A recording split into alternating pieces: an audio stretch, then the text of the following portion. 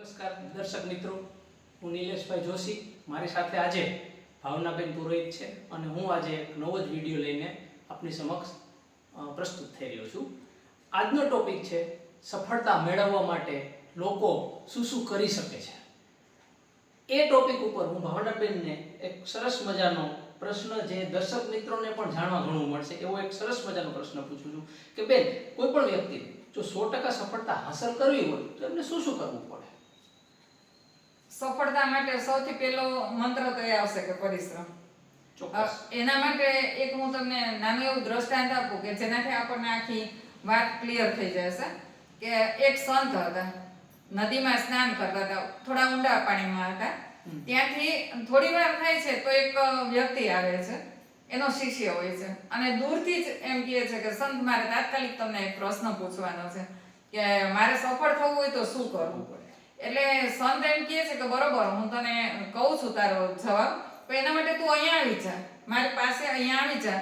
હવે જે વ્યક્તિ હતો એ થોડો દુબળો પતલો અને નાનકડો એવો હતો, અને સંત હતા એ બરાબર હતા, બુઢીવાડા હતા. એને પોતા પાસે બોલાવે છે. ઓલા વ્યક્તિને થોડું આમ ડર લાગે છે કે આટલા બધા ઊંડા પાણીમાં હું જાઉં, કેવી રીતે જાઉં? પણ સંત કહે છે ના ના, નહીં તને કાંઈ થાય, તું તારો અહીંયા મારી પાસે આવી જા. ધીમે ધીમે ધીમે ડરતા ડરતા ત્યાં પહોંચી જાય છે. પહોંચ્યા પછી સંતને ફરી પાછો પ્રશ્ન પૂછે છે કે મારે સફળ થવું છે, તો સફળ થવા માટે હું ઘણા બધા પાસે ગયો છું પણ મને એટલો સંતોષકારક જવાબ મળ્યો નથી, તો એના માટે મારે શું કરવું? એટલે સંત એને કંઈ જવાબ નથી આપતા, પણ એમ કે થોડો નાનો એવો દુબળો પતલો હતો. એટલે સંતે એને શું કર્યું કે માથેથી વાડ પકડી અને નીચે ડૂબાડી દે છે પાણીમાં. હવે પાણીમાં ડૂબાડી દીધો એટલે ઓલો એકદમ તરફડિયા મારવા માટે, સ્વાભાવિક છે એ તરફડિયા મારવા માટે એટલે એકદમ પ્રયત્ન કરે છે બહાર આવવા માટે, ખૂબ પ્રયત્ન કરે છે. સંત થોડી વાર માટે એને ડૂબાડી રાખે છે, પણ ઓલો જેટલું પણ એનામાં બળ હતું એટલે એકદમ એકઠું કરી અને ઝાટકા સાથે એકદમ બહાર નીકળી જાય છે. બહાર નીકળીને એકદમ થોડીક વાર તો પેલા સંત ઉપર, ગુરુજી ઉપર એ ગુસ્સે થઈ જાય છે કે મેં તો તમારી પાસે, હું તો, તમે મને હમણાં જાનથી મારી નાખત, હું તો તમારી પાસે એક પ્રશ્ન લઈને આવ્યો હતો. ત્યારે ગુરુજી કીધું હું તને જાનથી નતો મારતો, પણ હું તારી અંદર જાન રેડતો હતો, પૂરતો હતો જાન. શું કામ? કે તું અત્યારે, હાલો કે મેં તને પાણીમાં જગોડ્યો ત્યારે તે બહાર આવવા માટે પ્રયત્ન કેટલા કર્યા? 20%, 30%, 40%. ત્યારે ઓલો એનો જે શિષ્ય હતો એ કહે છે, અરે ગુરુજી, કઈ થોડા એમાં 10-20% હોય, 100% પ્રયત્ન કર્યા, મારામાં જેટલી તાકાત હતી એટલી લગાડી તો હું બહાર આવી શક્યો. એટલે એના જવાબમાં તરત જ ગુરુજી એવું કહે છે કે તો પછી આ જ સફળતાનો મંત્ર છે કે જ્યારે તમારામાં તાકાત હોય એટલી તમે મહેનત કરી લ્યો તો તમે જીવનમાં સફળ થઈ શકો. બહુ સરસ બેન, તમે દ્રષ્ટાંત સાથે સમજાવ્યું છે કે દરેક વ્યક્તિને સફળ થવું હોય તો એમાં એના 100% આપવા જ પડે, અને તો એની સફળતા પણ 100% હોઈ શકે. વાહ, સરસ સરસ બેન. આના ઉપરથી બેન તમને સફળતા વિશેનો જ એક બીજો પ્રશ્ન ફલિત થાય છે મને, કે સફળતા જે લોકો મેળવવા માટે મહેનત કરે છે એને કેટલા અંશે સફળતા મળે છે? જેટલા મહેનત કરે છે માનો કે, તો સફળતા તો મળે જ છે. એ સ્વાભાવિક છે, જેટલા પ્રયત્ન કરે છે એ પ્રમાણે સફળતા મળે છે. ક્યારેક એવું પણ બને કે સફળતા કરી એનાથી થોડું ઓછું પણ એને મહેનતનું ફળ ઓછું પણ મળે, સફળતા ઓછી પણ મળે પુરુષાર્થના પ્રમાણમાં, ક્યારેક નિષ્ફળતા પણ મળે. બરાબર. હવે ત્યારે જ્યારે કોઈ પણ બાબતમાં આપણે પ્રયત્ન કર્યો છે, આપણું કોઈ એક લક્ષ્ય છે, ધ્યેય છે, એના માટે પ્રયત્ન કરીએ છીએ અને નિષ્ફળતા મળી પ્રયત્ન છતાંય, તો ત્યારે આપણે શું કરવાનું કે જ્યારે પ્રયત્ન છતાંય નિષ્ફળતા મળે છે તો એને આપણે હિંમત હારીને બેસી જવાનું નથી. એના માટે સતત પ્રયત્ન કરતા રહ્યો તો ભલે ત્યારે સફળતા ન મળી, પણ જેટલા પ્રયત્ન કરીએ છીએ એટલા તમે સફળતાથી નજીક તો જાઓ છો. નજીક માટેના પ્રયત્ન તો થાય જ છે, આગળ તો આપણે વધીએ છીએ.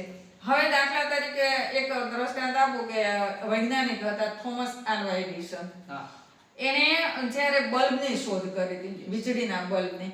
હવે એ વીજળીના બલ્બની શોધ કરી, એમાં 99 વખત નિષ્ફળ ગયા હતા અને 100મી વખત એનો બલ્બમાં એ સફળ ગયા હતા. ત્યારે જો એને વિચાર્યું હોત, 15-20 વખત ટ્રાય કરીને મૂકી દીધું હોત કે ભાઈ આ તો બહુ, હજી કંઈ એમાં સફળતા મળતી નથી, થાકી ગયા ને હવે છોડી દો, તો એમાં એ સફળતા મેળવી ન શકત.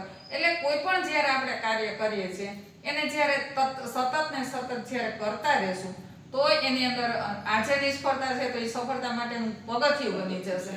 અને એમાંથી સફળતા મળે ને મળે, ક્યાંક ને ક્યાંક આપણને એનો ફાયદો મળે જ છે, એ 100% છે. વાહ, સરસ બેન, તમે દ્રષ્ટાંતો આપ્યા કે ખરેખર સફળતા માટે નિષ્ફળતાને પણ ક્યારેક હા, પી જવી પી જવી પડે. પડે અને અને બધા એનાથી નિષ્ફળતામાંથી અંતે સફળ બને. બને. બરાબર છે, બહુ સરસ દ્રષ્ટાંત આપ્યું. દર્શક મિત્રોને પણ આ એક પોઈન્ટ ખરેખર સમજવાની જરૂર છે. બેન, અંતમાં હું તમને એ જ પ્રશ્ન પૂછું સફળતા વિશે કે ઘણા લોકો મહેનત કરે છે, માની લો સફળતા આજે મળી કે એના લક્ષ્ય સુધી પહોંચી ગયું, તો શું એને ટકાવી રાખવા માટે એને શું કરવું પડે? બરાબર છે. સફળતા મળે, મહેનત કરશું, પરિશ્રમ કરશું, સફળતા મળી જશે. પણ મળી ગયા પછી જો તમે સ્થિર થઈ જાશો તો સફળતા ટકતી નથી.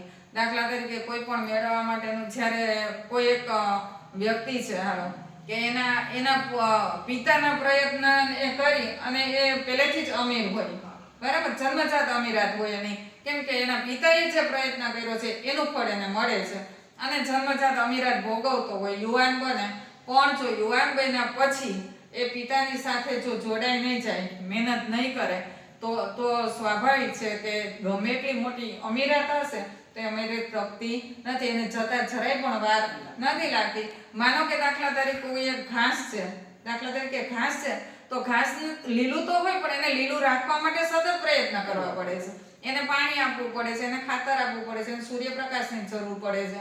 તો જ્યારે કંઈ પણ સફળતા મળી ગઈ છે એ સફળતાને ટકાવવા માટે ઘણો બધો પુરુષાર્થ અનેક ગણો વધી જાય છે. જેટલો આપણે મેળવવા માટે કરીએ છીએ એના કરતાં પણ વધારે ટકાવવા માટેનો પ્રયત્ન કરવો પડે છે, તો આપણે સફળતાને ટકાવી શકીએ છીએ. કેમ કે આપણે કહીએ છીએ કે એક સરસ મજાનું એક વાક્ય છે કે જિંદગી જીના આસાન નહીં હોતા, बिना संघर्ष कोई महान नहीं होता, जब तक न पड़े हथौड़े की चोट ईश्वर भी कभी पत्थर भी कभी ईश्वर नहीं बनता. એટલે જ્યાં સુધી હથોડાની ચોટ ન પડે, સંઘર્ષ ન કરીએ, ત્યાં સુધી કોઈ દિવસ સફળતા મળતી નથી. બહુ સરસ બેન, આજનો ટોપિક પણ બહુ સરસ હતો, કારણ કે દરેક વ્યક્તિને એનું ધ્યેય હોય છે કે ભાઈ હું અથવા મારો પરિવાર અથવા મારું સંતાન સફળતાના શિખરો સર કરે. તો આજના આ 3 પ્રશ્નો ઉપરથી, તમારા જવાબ ઉપરથી ખરેખર દર્શક મિત્રોને પણ ઘણું જાણવાનું મળશે. બેન, થેન્ક યુ, આભાર.